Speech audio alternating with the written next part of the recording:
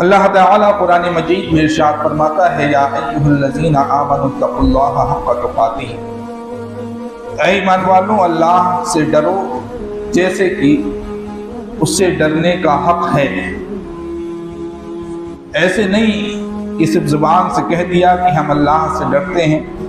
کسی سے پوچھا جائے کیا تم اللہ سے ڈرتے ہو تو ہر مسلمان کہے گا ہاں ہم اللہ سے ڈرتے ہیں، چاہے وہ کتنا بھی گناہگار ہو۔ اگر اس سے پوچھا جائے کیا تمہیں اللہ کا خوف نہیں تو ضرور کہے گا کہ مجھے اللہ کا خوف ہے، میں اللہ سے ڈرتا ہوں۔ لیکن قرآن کہتا ہے ایمان والوں ایسے ڈرو کہ جیسے اس سے ڈرنے کا حق ہے، یعنی بالحقیقت ڈرو، اپنے قول سے ہی نہیں بلکہ اپنے فعل میں بھی اللہ رب العزت کا تقویٰ نظر آنا چاہیے۔ اور پھر اللہ تعالیٰ فرماتا ہے وَلَا تَمُوتُنَّ إِلَّا وَأَنْتُمْ مُسْلِمُونَ، کہ جب تک زندہ رہو اللہ سے ڈرتے رہو جیسے کہ اس سے ڈرنے کا حق ہے، اور وقت موت تک تمہیں اپنے آپ پر یہ نگرانی رکھنی ہے کہ تم مرو تو صرف مسلمان ہی مرو۔ وَلَا تَمُوتُنَّ إِلَّا وَأَنْتُمْ مُسْلِمُونَ، اور تم ہرگز نہ مرو مگر یہ کہ تم مسلمان ہو۔ تو ابھی ہم اور آپ جس ماہ مبارک میں داخل ہونے والے ہیں وہ ماہ مبارک بڑا عظیم مہینہ ہے، بڑی برکتوں والا مہینہ ہے، بڑی فضیلتوں والا مہینہ ہے۔ ہم اور آپ اس ماہ مبارک کی فضیلتوں سے آشنا ہیں۔ ہم نے علماء اکرام سے حدیثوں کو سن رکھا ہے، قرآن کی آیات کی تفسیر کو سن رکھا ہے، ہم نے کتابوں میں پڑھ رکھا ہے کہ بڑی فضیلتوں کا حامل ہے۔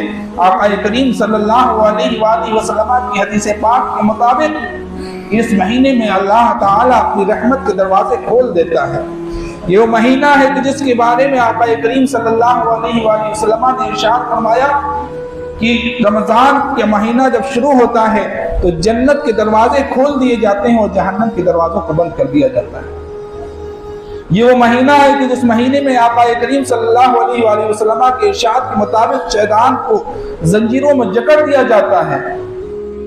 لیکن آپ مجھے بتائیے کہ کتنے رمضان آئے اور چلے گئے، ہر رمضان میں ہم نے عبادتیں کی ہیں، ہر رمضان میں ہم نے قرآن کی تلاوتیں کی ہیں، ہر رمضان میں ہم نے نماز پنجگانہ کی پابندی کی ہے، ہر رمضان میں ہم نے لیلۃ القدر کی عظیم عبادتوں کو انجام دیا ہے، ہر رمضان میں ہم نے صدقات و خیرات کیے ہیں، ہر رمضان میں ہم نے روزوں کو رکھا ہے۔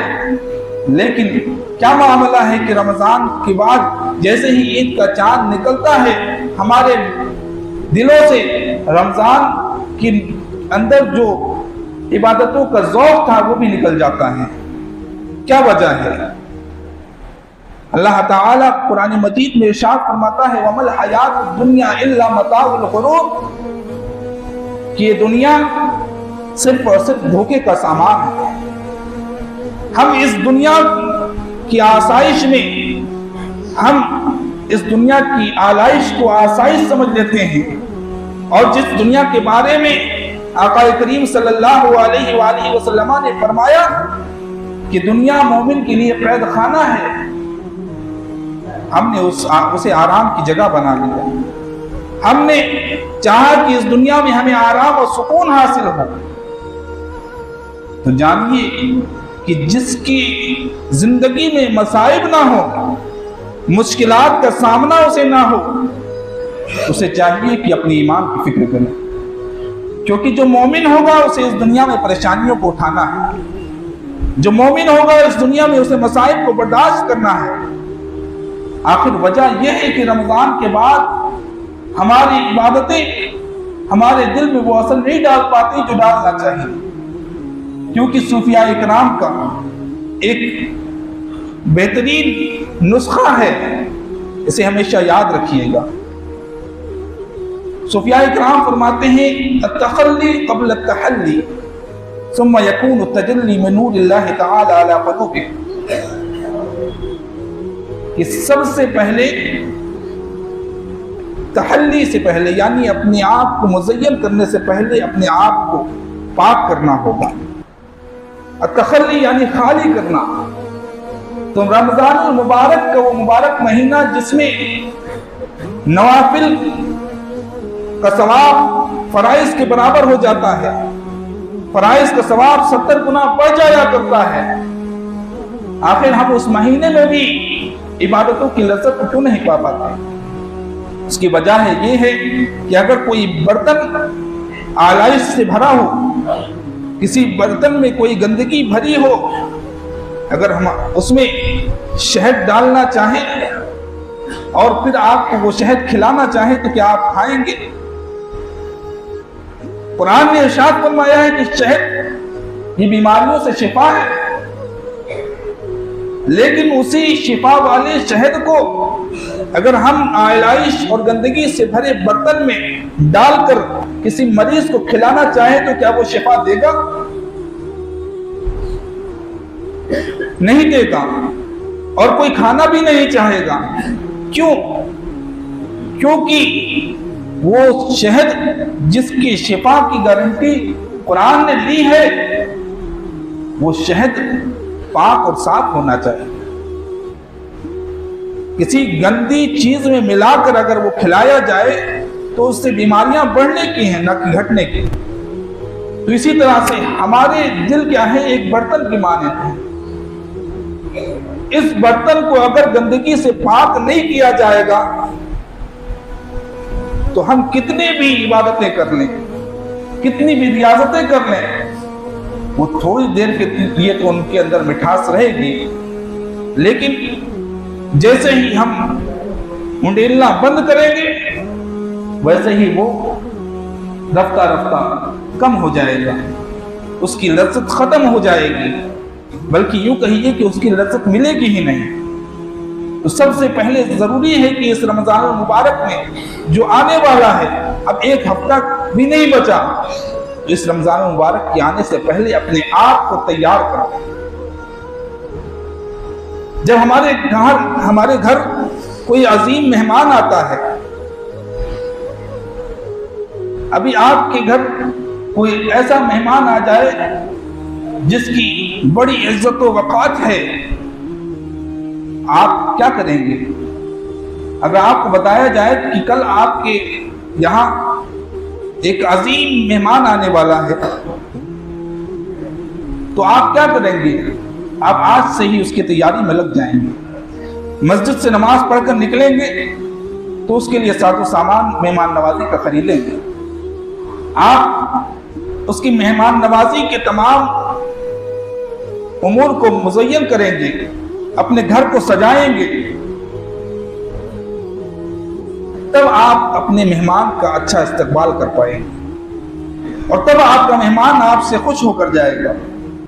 لیکن اگر آپ کسی عظیم مہمان کے آنے پر بھی اس کے استقبال کی، اس کی میزبانی کی تیاری نہ کریں، اور وہ مہمان آئے اور پھر وہ مہمان کیا دوبارہ آپ کے یہاں آنے کی زحمت کرے گا؟ اگر اچھی ضیافت اس کی نہ ہو، اور اچھی ضیافت ہی نہیں، اللہ کے پیارے رسول صلی اللہ علیہ وسلم نے فرمایا من کان یؤمن باللہ والیوم الآخر فلیکرم ضیفہ، کہ جو اللہ اور آخری دن پر ایمان رکھتا ہے تو اسے چاہیے کہ اپنے مہمان کی ضیافت کرے۔ تو اگر مہمان کی ضیافت نہ کی جائے تو دوبارہ آپ کے یہاں آنے کی وہ زحمت نہیں کرے گا۔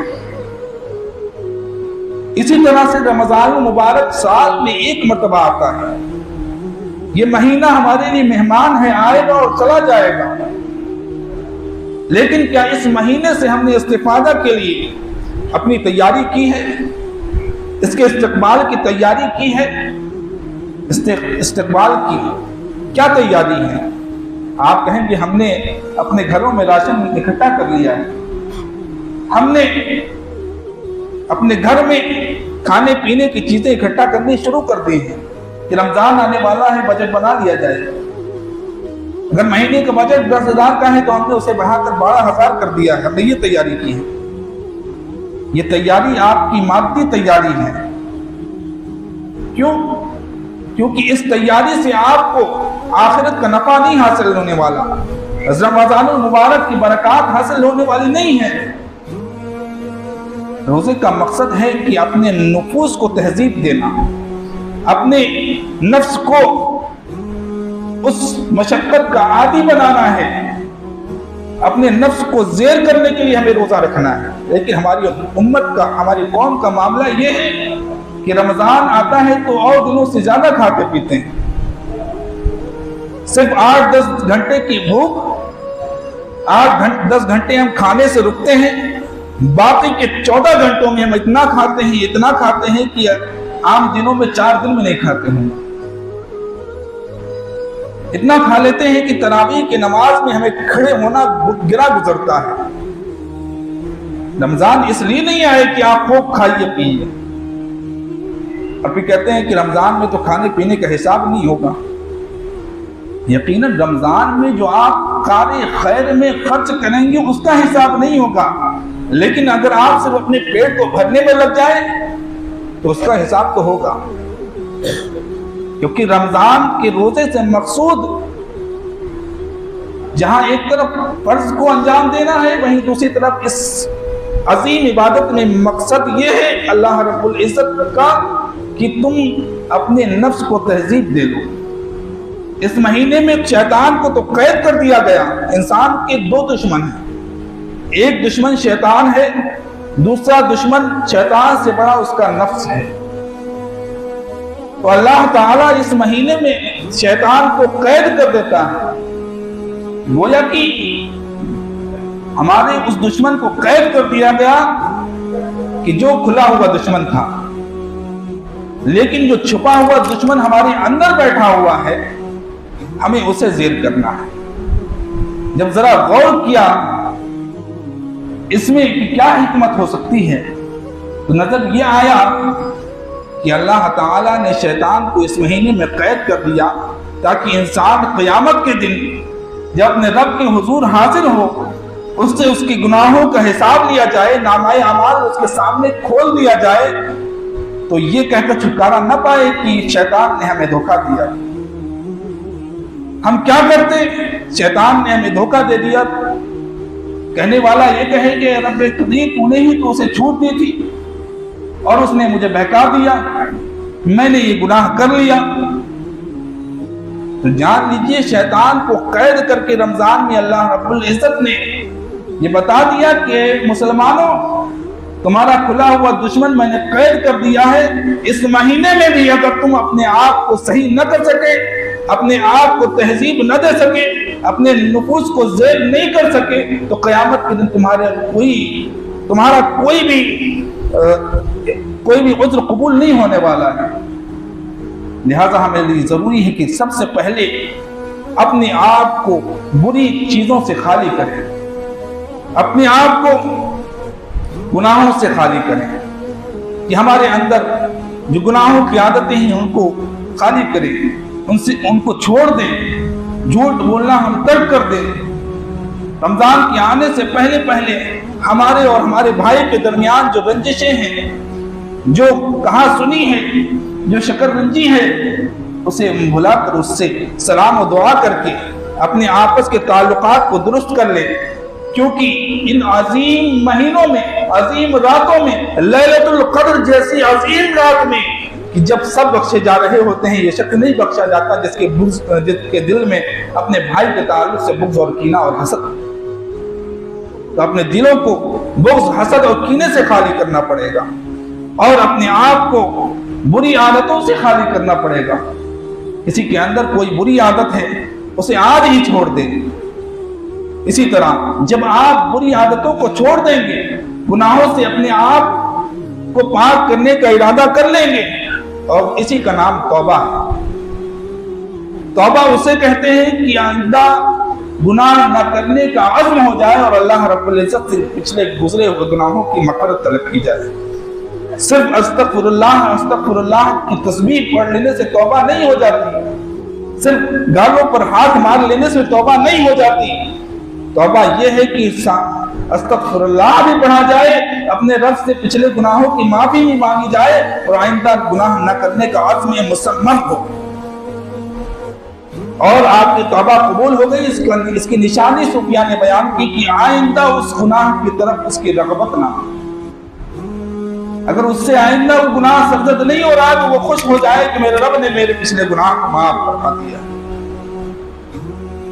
لہذا جب ہم سچی توبہ کر لیتے ہیں اس کے بعد ہمارے لیے تحلی ہے کہ اپنے آپ کو مزین کریں اچھے اخلاق سے، ہمارے اندر صبر ہونا چاہیے، رضا ہونی چاہیے، اپنے رب کی رضا سے راضی رہیں، رب نے میرے لیے جو فیصلہ کیا ہے مجھ سے راضی ہو جائیں، ہمارے اندر صبر ہونا چاہیے، ہمارے اندر شکر ہونا چاہیے، ہمارے اندر صدق ہونا چاہیے، ہمیشہ زبان سے سچ نکلے۔ یہ سچ آپ کو تھوڑی سی پریشانی اور مصائب میں تو ڈال سکتا ہے، لیکن جان لیجیے یہی سچ آپ کو نجات دینے والا ہے، اس دنیا میں بھی نجات دے گا اور آخرت میں بھی نجات دے گا۔ لہذا ہمیں اپنے آپ کو مہذب بنانا ہے، اچھے اخلاق و اطوار سے سجانا ہے، رمضان کا انتظار نہ کریں، قرآن پڑھنے کی آج سے ہی عادت ڈال دیں، بیج آج سے ہی ڈال دیں تاکہ رمضان کا مبارک مہینہ آئے تو ہم اسے فصل کاٹیں نہ کہ بوئیں۔ رمضان فصل کاٹنے کا مہینہ ہے، فصل بونے کا مہینہ نہیں ہے۔ اگر آپ اسے بوتے رہ جائیں گے تو کاٹنے کے وقت میں آپ کو خزاں ہی ہاتھ لگے گی۔ یہی وجہ ہے کہ ہم جب رمضانی متقی بنتے ہیں، رمضانی پرہیزگار بنتے ہیں تو رمضان کے بعد ہمیں کچھ ہاتھ نہیں لگتا۔ تو آج ہی سے اپنے آپ کو اس بات کے لیے تیار کر لیں کہ ہم سب سے پہلے گناہوں سے توبہ کریں گے اور اس کے بعد اپنے آپ کو قرآن سے سجائیں گے، اخلاق سے سجائیں گے، آقا کریم صلی اللہ علیہ وآلہ وسلم کی سنت مبارکہ سے اپنے آپ کو مزین کریں۔ جب ایک بندہ گناہوں سے دور ہو جاتا ہے اور اخلاق حمیدہ اور اوصاف محمودہ سے متصف ہو جاتا ہے تب اللہ تعالی اس کے قلب پر ایک تجلی فرماتا ہے، جس کے بارے میں صوفیاء فرماتے ہیں التخلی قبل التحلی ثم یکون التجلی، کہ پہلے خالی ہونا ہے، پھر مزین ہونا ہے، اور پھر اللہ رب العزت ایک نور کی تجلی اس کے دل پر فرماتا ہے۔ جب وہ تجلی اس کے دل پر پڑتی ہے تو جب وہ عبادتیں کرتا ہے تو اسے اس بات میں اس کی لذت محسوس ہوتی ہے، اس کی حلاوت ملتی ہے۔ جب وہ روزے رکھتا ہے تو اس کو روزوں میں کوئی مشقت محسوس نہیں ہوتی، وہ سو کر روزہ نہیں گزارتا، وہ جاگ کر اپنے رب کی عبادت کرتے ہوئے روزہ گزارتا ہے۔ عام دنوں کے طرح جس طرح سے وہ محنت و مشقت کے ساتھ دن گزارتا ہے، اسی طرح سے وہ محنتیں اور مشقتیں بھی کرتا رہتا ہے، لیکن اسے روزے کی حالت میں کوئی تھکاوٹ محسوس نہیں ہوتی۔ ہم اپنے گھروں میں اے سی میں سو کر روزہ گزارتے، ہمیں وہ اجر نہیں ملنے والا، کچھ وہ اس مزدور کو ملنے والا ہے جس نے اپنے رب کی رضا کے لیے روزہ رکھا اور رکھ کر اپنی مزدوری پر نکل گیا کہ رزق حلال کماؤں۔ وہ رزق حلال کمانے میں مصروف ہے، عام دنوں میں جتنا اس کو ثواب ملتا تھا اس رزق حلال کے لیے محنت کرنے میں، اس سے 70 گنا زیادہ ثواب اس کو اس دن مل رہا ہے جب وہ اپنے رب کی رضا کے لیے روزہ رکھ کر مزدوری کر رہا ہے۔ لہذا ہمیں اپنے قلوب کو مزین اور پھر صدقات و خیرات و زکوٰۃ کے لیے لوگ رمضان کا انتظار کرتے ہیں کہ رمضان آئے گا تو ہم صدقات و خیرات کریں گے، رمضان آئے گا تو ہم غریبوں کی مدد کریں گے۔ یقیناً رمضان میں زیادہ ثواب ہے، لیکن ایک شرعی مسئلہ جانتے چلیے کہ زکوٰۃ رمضان میں فرض نہیں ہوتی، زکوٰۃ رمضان میں فرض نہیں ہوتی، زکوٰۃ تبھی فرض ہو جاتی ہے جیسے ہی مال پر 1 سال کا عرصہ گزر گیا۔ اگر 1 شعبان کو آپ مالک نصاب ہوئے تو جیسے ہی 1 شعبان آئے گی آپ پر زکوٰۃ واجب ہو جائے گی۔ اور اگر آپ نے یہ سوچا کہ ہم 1 شعبان کو کیا ادا کریں، آنے والا مہینہ رمضان کا ہے، زیادہ ثواب ملے گا، ہم رمضان میں ادا کریں گے، تو یہ آپ کی بھول ہے کہ آپ کو زیادہ ثواب ملے گا۔ اس زیادہ ثواب سے زیادہ اس تاخیر کا عذاب ملے گا۔ اس تاخیر کے سبب سے آپ عذاب کے مستحق ہو جائیں گے۔ تو اس شرعی مسئلے کو یاد رکھیے۔ ہاں، اگر زکوٰۃ شوال میں واجب ہونے والی ہے یا ذی قعدہ میں واجب ہونے والی ہے، ذی الحجہ میں واجب ہونے والی ہے، اور آپ نے سوچا کہ رمضان کا مہینہ ہے، مبارک مہینہ ہے، چلو جو اگلے مہینے زکوٰۃ واجب ہونے والی ہے اسے ابھی ادا کر دیتے ہیں تاکہ ثواب ملے، تب آپ کو زیادہ ثواب ملے گا۔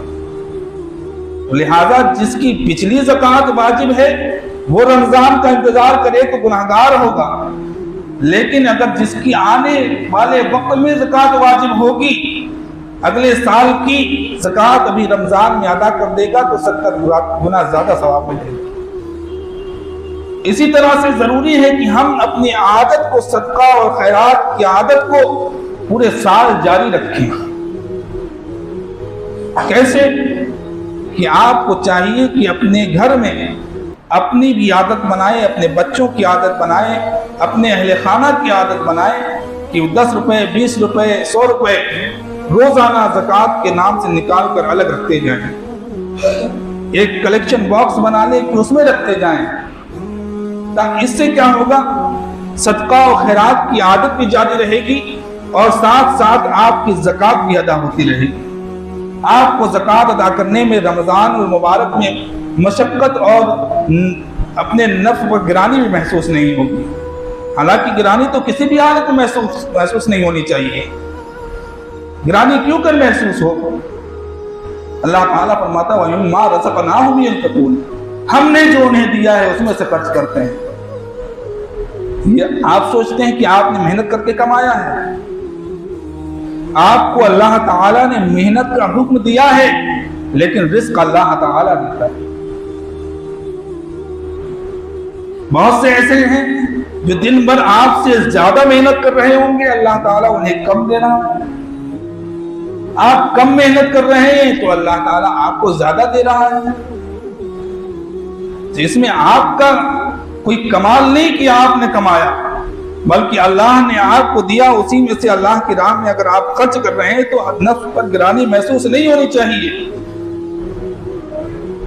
لیکن پورے سال بھی اپنے آپ کو مہذب رکھیے، اپنے آپ کو صدقہ و خیرات کی عادت ڈال کر رکھیے، عبادتوں کی عادت ڈال کے رکھیے۔ صرف رمضان میں روزے رکھنا یہ تو فرض ہے۔ آقا کریم صلی اللہ علیہ وآلہ وسلم کے بارے میں متعدد حدیث ہیں۔ حضرت عائشہ صدیقہ رضی اللہ تعالی عنہا ارشاد فرماتی ہیں کہ میں نے رسول اللہ صلی اللہ علیہ وآلہ وسلم کو رمضان کے علاوہ شعبان سے زیادہ کسی مہینے میں روزے رکھتے ہوئے نہیں دیکھا۔ کبھی کبھی تو ہم ایسا گمان کرتے تھے کہ آقا کریم صلی اللہ علیہ وسلم روزہ رکھ رہے ہیں تو کبھی بغیر روزے کے رہیں گے ہی نہیں۔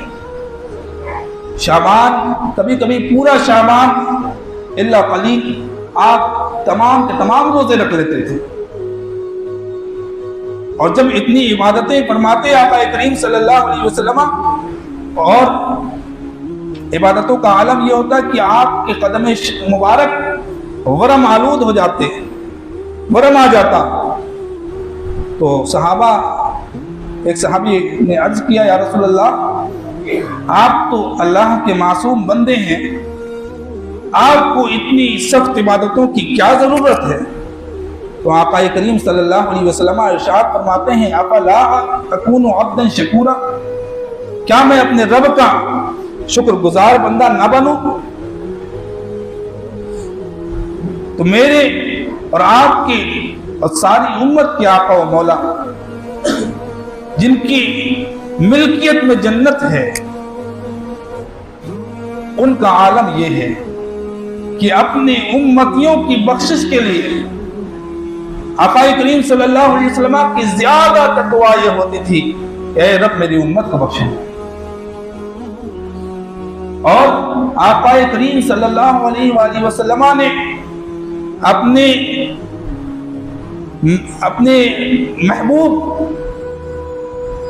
اپنے محبت کرنے والے حضرت اویس قرنی رضی اللہ تعالی عنہ کے پاس وصیت بھیجی حضرت ابو بکر صدیق رضی اللہ تعالی، حضرت عمر فاروق اعظم رضی اللہ تعالی عنہ کو وصیت کر کے بھیجا کہ ویسے کرنے کو مجھ سے ملاقات کا شرف تو نہیں حاصل ہوا، مقام صحابیت تو نہیں حاصل ہو سکا، لیکن میرے دل کے بہت قریب ہے، اس کے پاس جاؤ اور اس سے کہو میری امت کی بخشش کے لیے دعا کرو۔ تو جس نبی نے اپنی امت کی بخشش کے لیے اتنی عبادتیں ریاضتیں کی، آج ہم آقا کریم صلی اللہ علیہ وسلم کی تعلیمات کو دیکھتے ہوئے کہاں پر کھڑے؟ کیا اس امت نے آقا کریم صلی اللہ علیہ وسلم کی محبت میں ان کی تعلیمات کو اپنایا ہے؟ کیا اس امت نے آقا کریم صلی اللہ علیہ وسلم کی سنتوں کو اپنایا ہے؟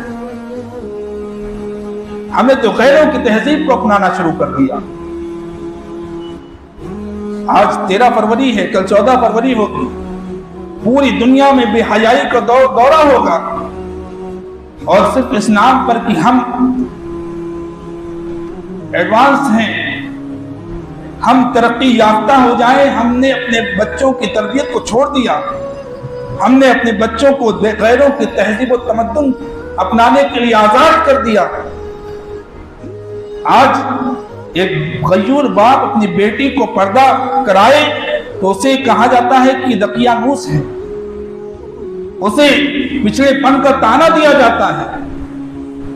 ہیومن رائٹس کے لوگ اٹھ کر چلے آتے ہیں کہ آپ چلڈرن ہیومن رائٹس کا وائلیشن کر رہے ہیں، لیکن ان تنظیموں کے بنانے والوں کے جب راز کھلتے ہیں، جب ان کی فائلیں آشکار ہوتی ہیں، تو وہ کس قدر ہیومن رائٹس کے پابند نظر آتے ہیں، آج آپ کو دکھ رہا ہے۔